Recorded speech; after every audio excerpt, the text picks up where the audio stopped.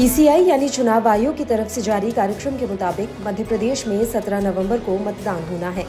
एक और जहां मुख्यमंत्री शिवराज सिंह चौहान की 18 साल की सरकार दांव पर है, वहीं कांग्रेस 2020 में मिले झटके का बदला लेने का मौका तलाश रही है। मतदान में महज 35 दिन ही बाकी हैं और राज्य में ये 10 मुद्दे भारतीय जनता पार्टी या कांग्रेस का भविष्य तय करने की तैयारी कर रहे हैं। सबसे पहला मुद्दा भ्रष्टाचार का है। कांग्रेस राज्य की बीजेपी सरकार पर 50% कमीशन के आरोप लगा रही है। यहां तक कि कांग्रेस ने पैसे दो काम लो का नारा देना भी शुरू कर दिया है।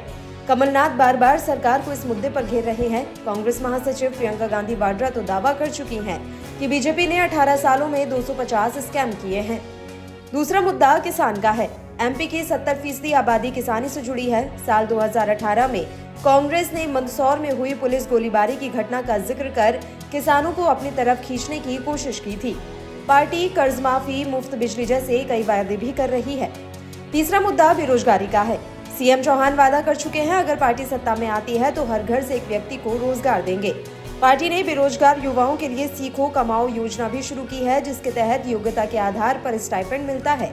इधर कांग्रेस ये आरोप तक लगा चुकी है कि बीजेपी सरकार ने एमपी में 3 सालों में सिर्फ 21 सरकारी नौकरियां दी हैं।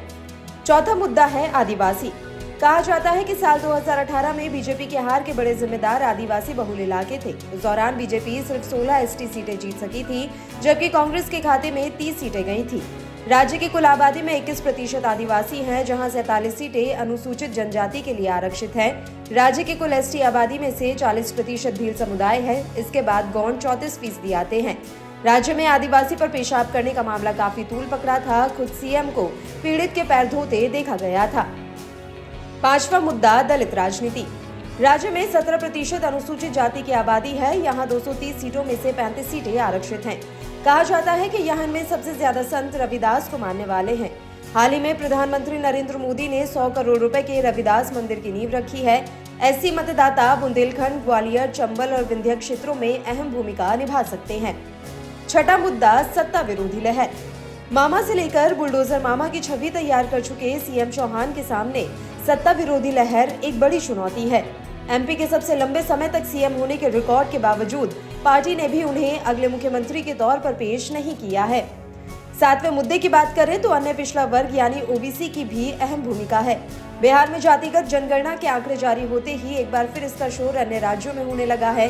ऐसे में कहा जाने लगा है कि एमपी में भी इसकी गूंज सुनाई दे सकती है। कांग्रेस को उम्मीद है कि जाति जनगणना की मांग के जरिए ओबीसी में पैठ बना सकते हैं। आठवां मुद्दा महिलाओं का माना जा सकता है। बुरहानपुर में महिलाओं के पैर धोते हुए नजर आ चुके सीएम चौहान साफ संदेश दे चुके हैं कि पार्टी महिला मतदाताओं से खासी उम्मीद लगा रही है। आंकड़े बताते हैं कि राज्य में 2.5 करोड़ महिला वोटर है। हाल ही में बीजेपी ने महिलाओं को नौकरी में 35% आरक्षण देने का ऐलान किया है।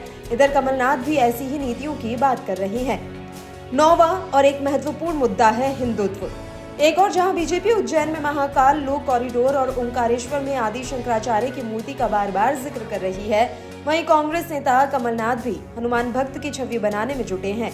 इतना ही नहीं, उन्होंने राज्य में बजरंग सेना को भी कांग्रेस में शामिल होने का न्योता दिया था। आखिरी और 10वां मुद्दा गुटबाजी। सूची जारी होने के बाद और उससे पहले भी बीजेपी में असंतोष की खबरें आती रही थी। कई बड़े नेता पार्टी छोड़ने तक का फैसला कर चुके थे। केंद्रीय गृह मंत्री अमित शाह समेत कई बड़े बीजेपी नेता इसे खत्म करने की कोशिश करते देखे गए। कहा जा रहा है कि पार्टी में केंद्रीय मंत्री ज्योतिरादित्य सिंधिया खेमे और बीजेपी के कुछ नेताओं के बीच तनातनी चल रही है। हालांकि इसे लेकर खुलकर कुछ नहीं कहा गया।